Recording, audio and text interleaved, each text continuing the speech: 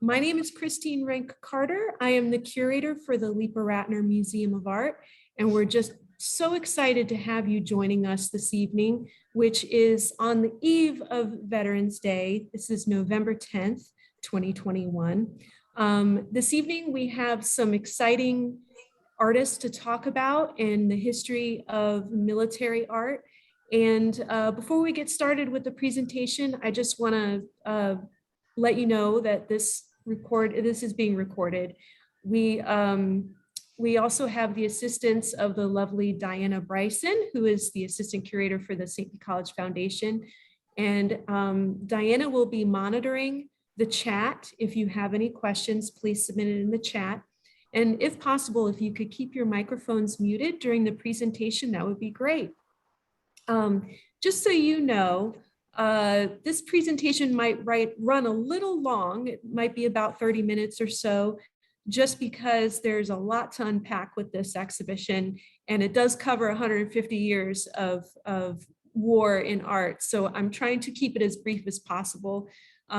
We will not be covering every single work in the exhibition, but hopefully this gives a good highlight. So without further ado, I'm going to share.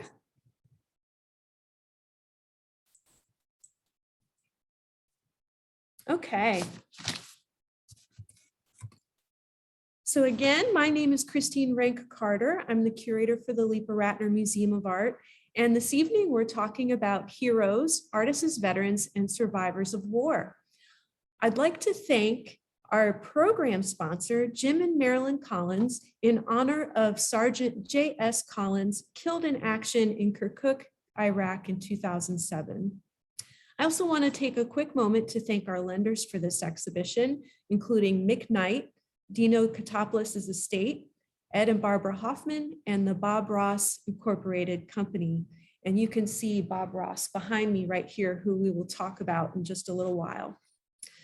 The Leepa-Rattner Museum of Art is proud to present this exhibition, which covers the 1860s to present day and investigates the artist's role in modern warfare, those who've been impacted by conflict, and honors those who have served in our country in the United States military. This journey back in time highlights moments in our history over 150 years from artist perspectives that includes documenting the Civil War, the emotional response and shifting perspectives of the global conflicts in the First and Second World Wars and Korea, and the protests in the Vietnam War and the tragic days following 9/11. This is not necessarily a history lesson per se, but witnessing history through artists' eyes. As soldiers, veterans, and civilians, these artists are survivors, and for many, their experiences became the catalyst for their creative endeavors or shaped their artistic vision. Embedded in the front lines as soldiers, war correspondents, and engineers, many of these artists have faced combat and captured what the camera could not, the raw emotion of war and the perseverance of the human spirit. Their artistic skills and creative ingenuity were an integral part of counterintelligence, using the principles of design to develop camouflage techniques, create maps and graphs for intelligence, and build bridges and systems for defense. Art movements such as Cubism influenced the development of modern camouflage, while Dadaism and Surrealism were born out of reaction to the atrocities of war and inspired some of the greatest masterpieces of our time, including Pablo Picasso's Guernica. As witnesses to the traumas of war, some artists grappled with the horror they experienced and expressed their views of the human condition through their art. With over 60 paintings, prints, photographs, and sculptures, this exhibition also memorializes the 20th anniversary of 9/11 and honors beloved Florida artist and former combat medic Dino Katopoulos, who passed away in 2020. Representing the 6 branches of the United States Armed Forces, the Army, Marine Corps, Navy, Air Force, and Coast Guard, and the newly appointed Space Force, this exhibition honors all who served our country. We also pay tribute to the frontline workers and the first responders who put their own lives on the line every day. We thank you. Today, our journey begins in 1861 as we march back in time to the Civil War. We will work our way forward to present day, telling some stories along the way. While the American Revolution established the United States, the Civil War determined what kind of nation it would be. The status of slavery, states' rights, and expansion into the West were hot-button political issues that divided the northern free states and the southern slave states. After Abraham Lincoln became president in 1860, 7 southern states seceded from the country to form the Confederacy. The states remaining loyal to the government were known as the Union. Lincoln feared this would set a fatal precedent and splinter the states into smaller, squabbling countries. The Civil War was the costliest and deadliest war ever fought on American soil, with more than 600,000 soldiers killed. From Lincoln's inauguration to his assassination and the triumph of the North, Winslow Homer documented all of this while embedded in the Union Army during the Civil War as an artist reporter. Born in Boston in 1836, Winslow Homer was a self-taught artist who at 25 joined the war efforts not as a soldier, but as a war correspondent. Starting out as a lithographer, he became one of the 30 artist reporters who illustrated for newspapers, including Harper's Weekly. With advancements in printing technology, this was the first time national newspapers could share illustrated stories on a mass scale. Artist reporters had to be good observers, seek out good stories, sketch accurately and quickly, and be courageous enough to face dangerous situations, injury, and starvation on the battlefield. As Harper's Weekly's special artist, Homer had 2 or 3 lengthy visits to the front, including 2 months embedded with the Union troops at the Virginia front during the 1862 siege of Yorktown. He endured the same experiences of the soldiers, such as starvation. When traveling with the Union Army, Homer dispatched sketches from his military post to Harper's in New York, where teams of engravers waited on the other side to translate his drawings to print in the paper. Homer provided a window into the real experiences of war that the average American would not otherwise see. He recorded what he saw, not a romanticized scene like artists before him. He captured a life on and off the battlefield. Illustrations of battles often ran days after the event took place, so he also illustrated the other side of war, such as camp life and what the holidays looked like, and the important roles that women played, such as caring for the wounded. A sharpshooter on picket duty inspired Homer to further explore some of his sketches into oil painting for the first time. This was one of his first significant works in oil that you see on the left, which he did at the same time as he did the illustration in the field. By war's end, his paintings and engravings of army life had established him as a leading artist of his time. Towards the end of the 19th century, inventions such as the modern rifle and airplane offered a broader range of possibilities and risks. At the rise of the World War I in 1914, these major advances in technology and weaponry introduced new strategies involving aerial tactics and long-range artillery. This required stealth, concealment, and visual deception by land, air, and sea. At the same time, this modern warfare on a global scale impacted the evolution of modern art. Artists were recruited into the military for their special skills, but on the flip side, much of the art that came out of the first half of the 20th century reflected the horrors of war as so many experienced it firsthand. The First World War, or the Great War, grew out of a small conflict between Austria-Hungary and Serbia that blew up into a global conflict due to treaties and alliances. New technologies such as the airplanes, but also tanks, advanced submarines, machine guns, heavy artillery, and chemical weapons required new military tactics. Camouflage was essential. In 1917, the US joined the war as Germany's aggressive submarines decimated our commercial and passenger vessels. Germany was blamed for starting the war, and humiliated, this fueled an ultranationalist movement that led to the rise of Adolf Hitler and the Nazi Party. George Grosz was a German-American artist and educator known for his political satire and anti-war themes and some anarchic tendencies. Serving briefly in the German army in 1914 and again in 1917, Grosz spent much of World War I in Berlin creating art that sharply criticized the corruption and oppression of the German government during the Weimar era. He was a principal member of the Berlin Dada group, established as a reaction to World War I, with Otto Dix and Max Beckmann. Shortly before Hitler seized power, Grosz moved to America in 1932 to teach and avoid Nazi persecution for his art. After he immigrated, the Nazis prominently displayed his work in the 1937 Degenerate Art Exhibition and included his prints in their book burnings.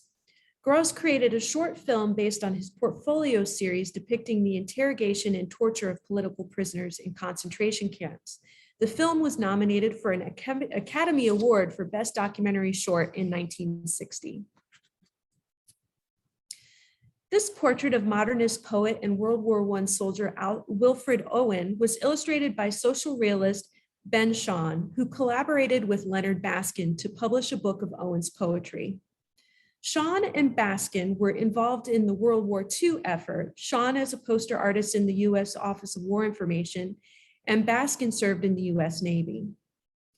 Wilfred Owen was a British soldier and regarded as the greatest poet of World War I. Unlike his predecessors who wrote about the patriotic glories of war, Owen documented the terror and destruction he witnessed in the trenches in France. Heard on the battlefield, he was diagnosed with shell shock and wrote poems about the horrors of war that he experienced and sent them to other poet friends in similar situations at other hospitals.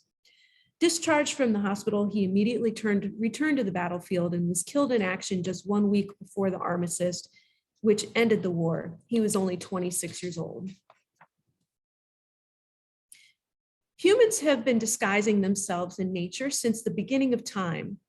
In warfare, camouflage is actually a relatively modern innovation, first developed in France in 1914 by artist Lucien Victor Guérin du Scevola at the start of World War I.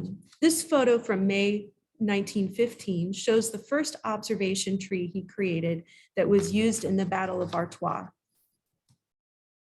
The US Army started recruiting artists in 1917 and 1918 for special camouflage divisions. Artists like Grant Wood, Thomas Hart Benton, and Lerma's very own Abraham Rattner researched and designed camouflage, and they were referred to as camoufleurs, meaning to disguise in French. Artists combined elements found in nature with concepts of visual perception based on avant-garde art being produced by their contemporaries in Paris, including Pablo Picasso and George Braque. The camoufleurs experimented with figure-ground relationships to flatten three-dimensional objects into a two-dimensional pattern. Creating shifting perspectives and multiple viewpoints, they employed the key elements of cubism, futurism, vorticism, and trompe-l'oeil, which means to fool the eye. They also studied Abbott Henderson Thayer's Law of Concealing Coloration in the Animal Kingdom, which first was released in 1896, to understand countershading, concealing coloration, and mimicry in animals and nature. The inverse coloration in animals is the meaning of the white underbellies of the animal that progressively gets darker towards the top of the animal, like you see in the little mouse here in the corner. This helps the animal to appear flat and blend in with their surroundings. You can see some other examples from Thayer's book with these flamingos, which I thought was really interesting in getting their coloration to the blend in during their dinner time, as they are backdrop is usually a sunset in a tropical setting. Abraham Rattner was studying at the Pennsylvania Academy of Fine Arts in 1917 when he was recruited to join the US Army to serve in the camouflage division. He served in the 2nd Army Company A 40th Engineers under commanding officer Homer St. Gaudens, who was the son of Augustus St. Gaudens, the famous sculptor. Sent to Dijon, France, Rattner was promoted to sergeant and put in charge of camouflage research. Now, I want to share this really interesting film with you that I'm going to speak a little bit through as we watch a bit of it. But this is actual footage from the factory in Dijon, France. So Ratner would have been there at the time that this was filmed. And you see the soldiers experimenting with different camouflage methods. So I'm going to play this. I'm going to mute it. A factory in Dijon served as the headquarters for camouflage production and employed local women to produce netting, garlands, sniper suits, and painted burlap. They produced nearly 3 million square yards of netting in 1918 alone. The camoufleurs used the materials to fabricate observation posts, umbrella frames, shell holes, dummy heads, and covers for rifles and helmets, and so much more. Now I'm going to fast forward through this a little bit so you can see the different conditions that they were working in to produce hundreds of gallons of buckets of paint. Here they are actually cutting the cloth of camouflage fabric to mimic shrubbery and foliage. Here they are binding some straw and hay to create some fake terrain. Now here's a great sort of example of hidden land and all these observation posts and fake landscaping that they did. And we'll be sure to post a link to this when we do put this on YouTube so that you know where to look for this film. It's really pretty interesting. It lasts 9 minutes. Unfortunately, we don't have time to see the whole thing, but I thought it was fascinating. So getting back to Ratner, Ratner developed camouflage techniques that were taught throughout the Army. He spearheaded a project to create life-size silhouettes of soldiers that misled the Germans and their troops as they deployed to attack. He served at the front at several battles, which I can't even name them all, there's so many, including the Second Battle of Marne, and he received a severe back wound from artillery fire at the Battle of Bellewood, which troubled him for the rest of his life. And here you see on the left is an example of the kind of silhouette techniques that he used. And on the right is an actual photograph from the women at the camouflage factory in Dijon, France that he would have worked with. Settling back in France in 1920, Ratner was immersed in Paris's surrealist art scene. Surrealism emerged as a response to the atrocities of World War I, using methods that tapped into the subconscious to seek a truer sense of reality. Elements of camouflage design can be found in Ratner's surrealist paintings of the 20s and 30s that were dithyrambic in style, with lines that flowed together and imagery that emerged from these flowing lines and a greenish color palette like you see here in Ratner's Flying Trapeze painting from 1935. During World War I, disguising ships at sea was an immense challenge met with many impractical attempts before dazzle camouflage, also known as razzle-dazzle or dazzle painting, became widely adopted. The US and British Royal Navy employed artists, inventors, and naturalists to make ships invisible by covering them in mirrors, disguising them as whales, disguising them as clouds, and draping them in canvas to make them look like islands. Here is the SS Oakenfels, which inventor Thomas Edison was commissioned to transform the ship into a moving island that included trees, but the canvas actually blew away before the ship could even leave New York Harbor.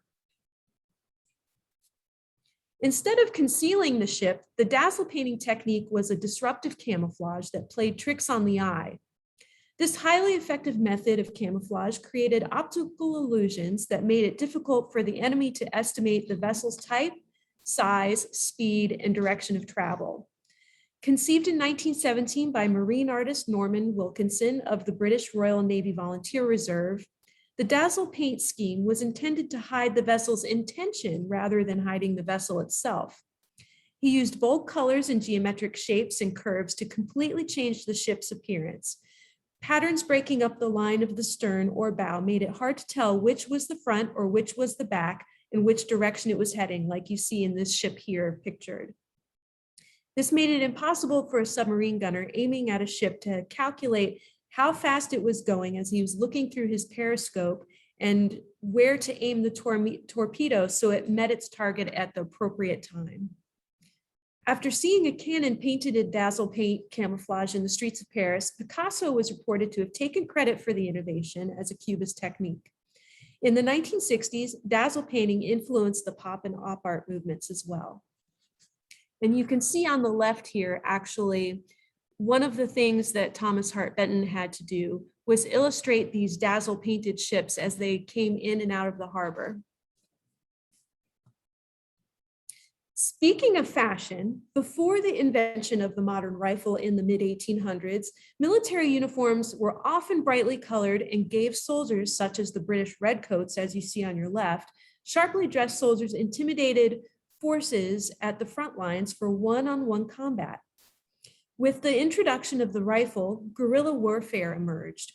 In the 1850s, military khaki was largely adopted after British soldiers in India, which they had to begin coloring their bright white uniforms, which they used for the hot sun, covering them with mud, tea, coffee, tobacco juice, and even curry powder to reduce visibility from a distance. Colors were often used to identify soldiers on the battlefield, but during the Civil War, battle dress became confusing while many soldiers wore normal clothing, and the dyes for the Confederate gray and Union blue varied in color. In World War I, soldiers had to hand paint their uniforms in artillery. The contemporary camo pattern that we know today was actually put into production in 1942 when 150,000 uniforms were needed for the Pacific Theater in the war for World War II. This pattern was designed by Norval Gillespie, who was a horticulturist and garden editor for magazines. The designs developed depending on the surroundings, such as desert, snow, or jungle. In the 1990s, a digital pattern was created for Operation Desert Storm, and now computers use algorithms to develop optimal patterns for concealment. The instability created in Europe by the World War I set the stage for a second global conflict centered on the volatile politics of Germany. Beginning in 1939, when Nazi Germany under Adolf Hitler invaded Poland, World War II involved more than 30 countries, which formed into two opposing military alliances. The US entered World War II in 1941 in response to Japan's attack at Pearl Harbor. With the heavy use of aircraft and two nuclear weapons, World War II became the deadliest conflict in history. Over 6 years, nearly 70 to 85,000 people were killed, including 6 million Jews murdered in Nazi concentration camps, as that was part of Hitler's final solution known as the Holocaust. At the rise of World War II in 1939, Rattner was only 46-year-old, which puts it in perspective because that's how old I am, and I can never imagine having to flee my country with the Nazis approaching. He never imagined that the Nazis would take over Paris, and learning of their imminent arrival, Rattner and his wife Bettina narrowly escaped with only what they could fit in their suitcases. Catching the last ship out of Bordeaux in France, they arrived in New York only 6 weeks later. They had to leave so quickly that Rattner had to just lock his apartment and leave behind a lot of his artwork. Some of his early paintings were stored with the art supplier Lefebvre-Fournier, which he was able to later retrieve and now are in the Lerma collection. After the war, he blamed the Nazis for the loss of his work, but his landlady also sold some pieces so she could pay for his rent. And here you see a letter that Rattner wrote to his sister Jenny as they were fleeing France to assure her not to worry, and they were catching the boat out. And on the right, which I can know you see is a little covered up, but that's his inventory list from the art supply store that he was leaving his paintings with. Rattner felt so strongly about contributing to the war effort in World War II that he offered his services actually to the Army as a camouflage artist, but unfortunately he was turned down. His experiences in World War I had such a profound effect on him that he abandoned his aesthetic of surrealism for figurative expressionism, changing his color palette and how he painted. His camouflage technique resurfaced in his use of masks and disguises. Rattner recorded in his journal, "I lost all interest in Cubism and surrealism and expressionism when the ghastly presence of Hitler and his bloodletting hideousness shadowed the human horizon. The trust I once had was outraged." War continued to influence his paintings with reoccurring themes centered on man's inhumanity on man, and he became widely known as the painter of the tragic. Hiram Williams entered the US Army in 1941. Assigned to a combat engineering outfit, he quickly rose through the ranks as a captain and was later shipped to Europe to join the Fifth Army under the command of General George S. Patton. The carnage he witnessed on the battlefields in Italy and France shook him to his core, and he grappled with it through the rest of his life and in his art. Moving to Philadelphia after the war, he was introduced to the modern art and discovered how he could best express these anxieties from the war and over the human predicament. After studying at the Art Institute of Chicago, Sid Solomon enlisted in the military in 1940, just before the attack on Pearl Harbor. Serving in the 924th Engineer Aviation Regiment, the 1st Camouflage Battalion of the US Army, he was considered one of the Army's best camoufleurs. He created instruction manuals and he protected the California coast from aerial bombings before he was sent to the Royal Engineer Camouflage Corps in London in 1943. His designs were used against the Germans and he performed aerial reconnaissance over Holland and befriended artists like Henry Moore. Sent to Normandy early in the invasion, he designed, concealed, and transported supplies for soldiers who had broken through the enemy line. Solomon received 5 Bronze Stars, which included the Battle of the Bulge and helping to liberate the town of Roye, France in 1944. Solomon's camouflage experience and aerial missions throughout World War II influenced his ideas about abstract art and his views of the landscape from above. He pioneered innovative techniques as a camoufleur, including the use of aerial sprays combined with resists, like you see here in the Green Tide painting from 1973. Due to lingering disabilities from frostbite at the Battle of the Bulge, Solomon moved to Sarasota, Florida, where he used these techniques for his abstract expressionist paintings of Florida's waterways. Fiber artist Gail Wimmer went to Israel on a Fulbright Artist Fellowship to explore time and memory in a land where traces of antiquity and the contemporary world are intertwined. Arriving shortly after the Palestinian uprising in the late 1980s, she spent a year exploring stone as a metaphor, creating these stone journals as you see in this installation called Jerusalem Stones. These organic shapes made from local newspapers chronicled time and recorded history in a place burdened in endless turmoil and stone. She created in 1988 and 89 these stone journals in Israel, Jerusalem, and Haifa, and in Tucson, Arizona, where she's originally from. This installation offers a sense of sedimentary landscape seen aerially and conveys movement with the impulse to cluster, much like an aerial view of a military strategy. Now on the right, you might not be able to see it depending on your window for Zoom here, but there is a picture of new stone technology for camouflage, which I'm going to show you this video really quick as I talk over it because it's in another language. This is the latest technology in camouflage, which includes thermal visual concealment material for stone-filled landscapes.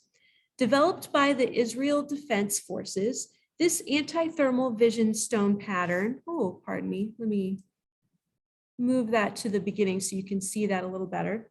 This anti-thermal visioning stone pattern camouflage fabric blends in with Israel's rocky terrain and is rendered undetectable by heat sensors, which is pretty fascinating.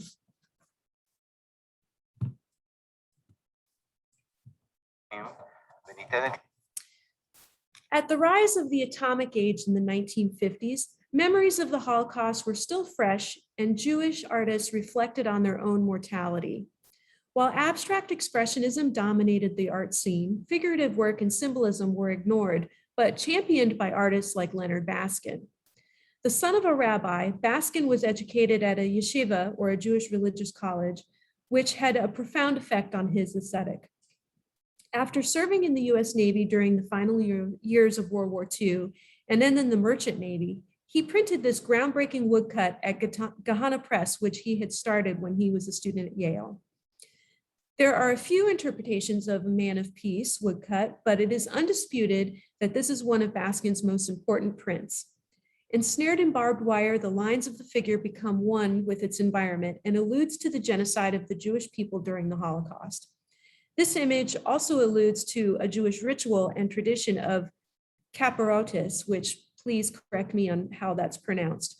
This is a customary atonement ritual practiced by some Jews on the eve of Yom Kippur.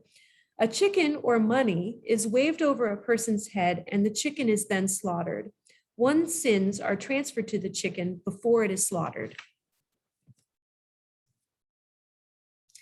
David Anderson was 13 when World War II broke out. 2 years later, both of his brothers were killed in the European theater just a few months apart. This painting references the tragic loss of his brothers during World War II and the sudden death of his mother, who was killed by a car that struck her while she was sitting in her home. His style combines magical realism and surrealism to convey powerful messages against war, with haunting portraits and symbolic elements hidden throughout the painting. The Korean War began when North Korea invaded South Korea, following clashes along the border and insurrections in the South.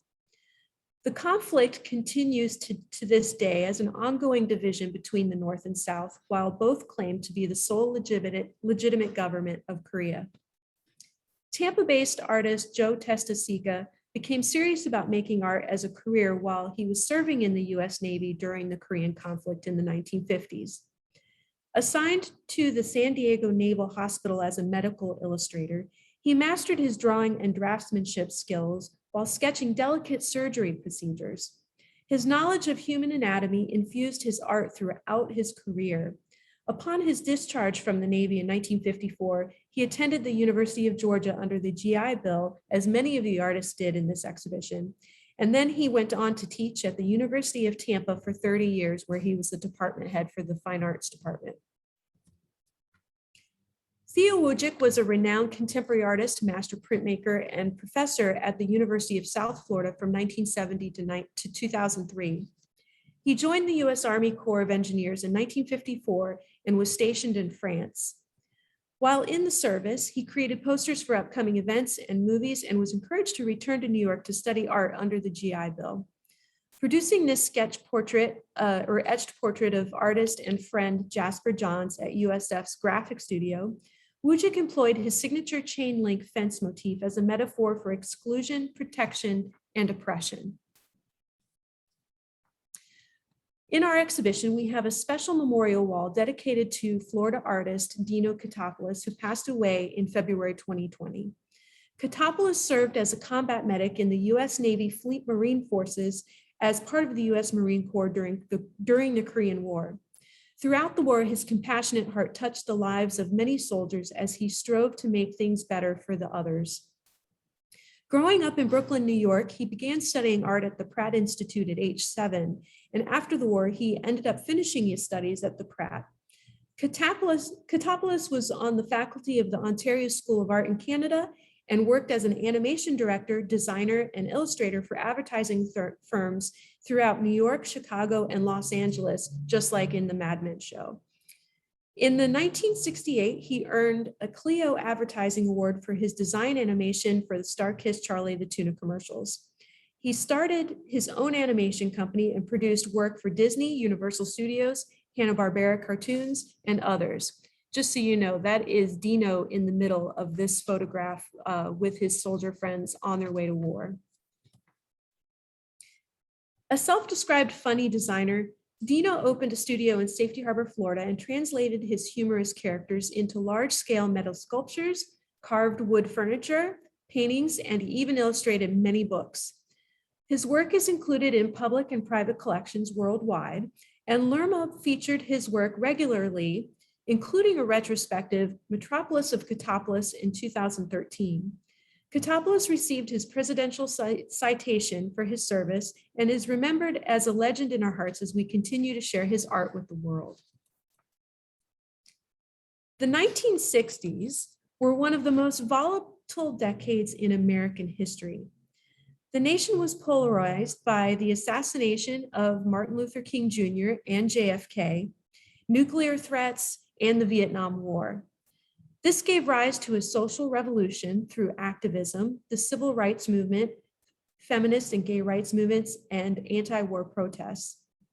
The conflict in Vietnam was a long and costly war that lasted nearly 20 years, from 1955 to 1975, between the North and South Vietnam and their allies. With more than 3 million people killed, the opposition of the war divided Americans. This selection of work by photographer Larry Fink and painter Abraham Ratner documents the activism through protest and freedom of expression in the 1960s. Deeply affected by his experiences in World War I, Ratner often expressed the tragic side of humanity through his work and his writings. No War, this watercolor on the right, depicts a Vietnam protest rally and is paired with his personal thoughts about the war scrawled in watercolor. Depicted on the left is Larry Fink, who had been capturing the spirit of protest for more than 50 years, including the Washington Moratorium in 1969, pictured here. More than 500,000 people gathered peacefully in Washington, D.C. in the largest protest ever to protest the U.S. involvement in the Vietnam War. Fast forward to 2001, the New York Times Magazine commissioned Fink to create a satirical series of President George W. Bush's cabinet with scenes of decadent revelry inspired by the Weimar era painting of George Groves. That was canceled because of 2001's the 9/11 attacks, but it was later shown. Now here we have Bob Ross. Known for his soothing voice and happy trees on his TV show, The Joy of Painting, few people realize Bob Ross's 20-year military career as a drill sergeant in the US Air Force inspired him to be a painter. Growing up in Orlando, Bob joined the Air Force in 1961. Stationed in Alaska, he fell in love with the snow-capped mountains and painted landscapes. Nicknamed Bust 'em Up Bobby, Ross recalls, "I was the guy who made you scrub the latrine, the guy who makes you make your bed, and the guy who screams at you for being late to work."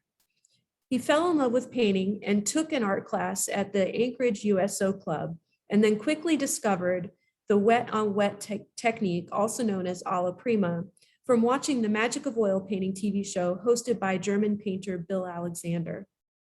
Ross mastered the technique during his 30-minute lunch breaks, literally with one sandwich in one hand and a brush in the other. It was essential to his escape from the military. Painting the Alaskan landscapes on novelty gold mining pans in town, he made more money selling his paintings than he did in his military salary. Vowing to never raise his voice again, he retired from the military in 1981. He came back to Florida, and actually he started working for Bill Alexander in Clearwater, where he was discovered by Annette Kozłowski, and as you know, the rest is history. The Leepa-Rattner Museum of Art is delighted to be able to partner with Bob Ross Inc. to show 3 of these paintings from their corporate collection. These are actually, Bob Ross would produce 3 paintings for every painting that he did. One was a practice painting that he would use to reference on his TV show. Then he would make a painting that he actually painted on his TV show for his audience. And then he would follow that up with a book painting that was featured in his instructional books. And so Bob Ross Inc. has sent us 3 paintings that are the final paintings that are book paintings. which he references in episodes that we actually show in the galleries here. Opening on the 20th anniversary of 9/11, this exhibition offers a place for reflection and solitude and honors the 2,977 men, women, and children who lost their lives that day on 9/11. In addition, we honor the survivors, family members, and the first responders who continue to feel the effects of the catastrophic events that took place. Captured through the lenses of photographers Donna Ferrato, Peter Turnley, and Joseph Constantino, we look back on the tragic moments and days that followed the attacks and are reminded of the beauty of a city that has persevered. Photojournalist Peter Turnley is known for documenting the realities of the human condition. His powerful images have been featured on the cover of Newsweek 43 times and many other publications.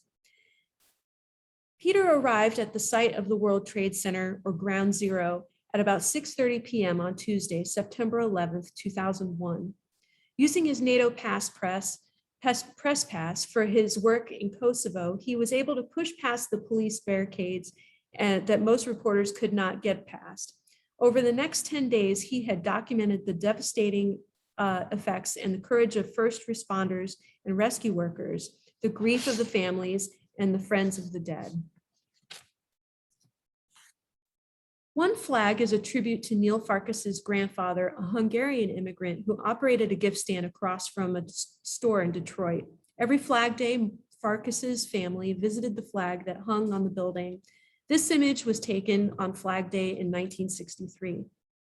Farkas created the photo using hundreds of tiny images as digital brushstrokes, such as the American Buffalo, John Kennedy, a US space shuttle, Malcolm X, the Statue of Liberty, and Farkas's grandfather is in there too.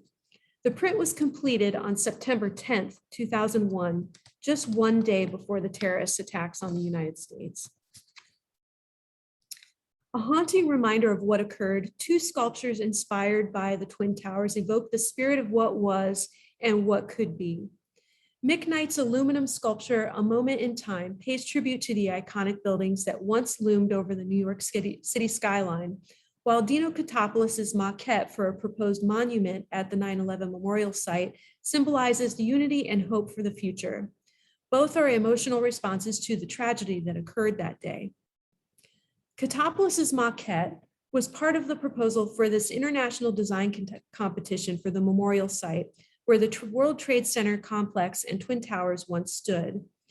He had lived in New York City in the 1950s and wanted his New York back. With his experience as a first responder combat medic, he felt that he should have been there to help make his city whole again. His proposal was under consideration among 5,000 submissions from 63 countries. Reminiscent of the Art Deco style organ pipes, the uplifting design looked almost like the wings reaching up to God and was a symbol for rebuilding faith and hope. It was meant to be a place where the community could come together.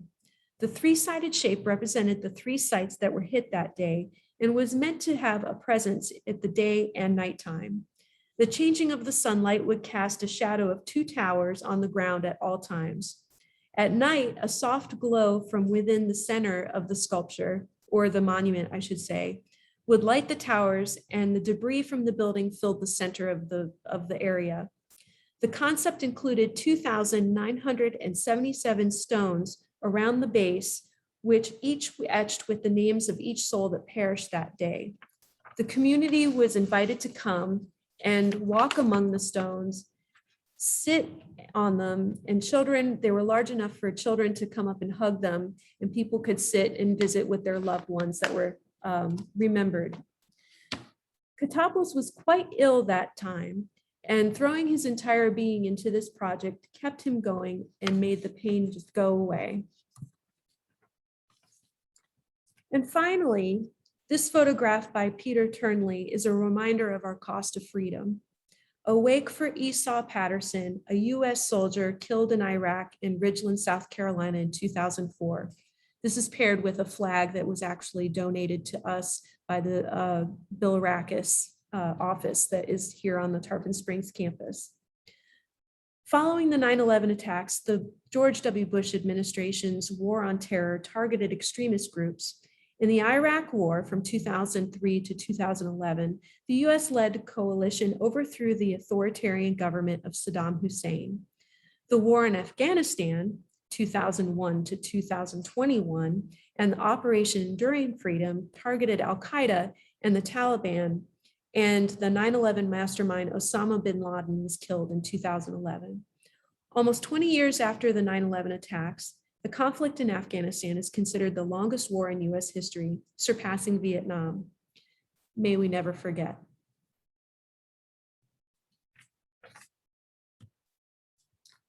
So I would like to open that up. I appreciate your time and sitting in and listening to me, and we can open it up for questions. I can go back and look at anything you would like, but if not, I really appreciate your time. Do you have any questions? No? Diana, do we see anything in the chat? Not seeing anything in the chat, but that was a great presentation. I know I was super interested in Theo Wojcik and Bob Ross and hearing their stories, so that was interesting. Yeah, I'm hoping, I do want to say, we have so many artists in this collection. As you know, we have about 6,000 works in our collection. Many of those artists have served in the military. And what I've learned is that we really need to have compile all of that information and keep it as maybe an online exhibition that we add to, constantly as research becomes more available. So this is only a third probably of the artists that I wanted to include in the exhibition, but hopefully we can make it into something more as the days go on. Well, if you guys don't have any other comments, I really appreciate your time. And I hope that you all stay well and stay safe. And let's remember our veterans and those who served as we go into tomorrow, which is actually Veterans Day. So thank you so much. Thank All you. right. Take care. Thank you.